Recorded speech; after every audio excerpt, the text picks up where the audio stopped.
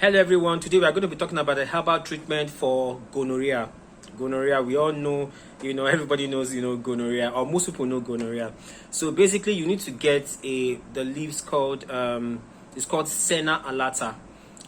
Senna alata, some people call it ringworm leaf, they call it bush plant or candle plant. Yoruba people call it asunwon or ajariri, something like that. By my pronunciation, ajariri. Then the Igbo call it ogalo or okpo, and the Hausa call it filisco or filisco, something like that. So I'll put the picture. I'll put the picture there. So you get these senna lata leaves. You boil it. You put it in a pot.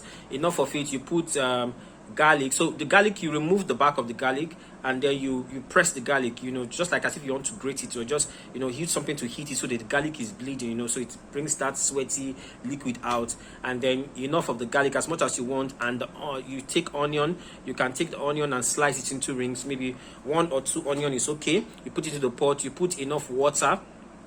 You put enough water into the pot, and then you just boil. So after boiling, you can take half a glass, twice daily. You can take half glass of this twice daily.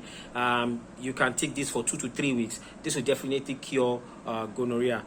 So that's the solution for one of the herbal remedies. There are so many of them, herbal remedies for gonorrhea. Again, if you don't have time to make all this, or you are very busy and all that, or the gonorrhea is very strong, and drugs are not working and all that, what you can do is you take my product Cbiotics. Cbiotics is a very, very effective herbal remedy for gonorrhea, staphylococcus, candida, yeast infection, and every kind of infection. You can reach out to me on the number below 006835445. If you can afford it, you can also go for these herbal formations I give you. They're also very, very effective. Thank you. See you again.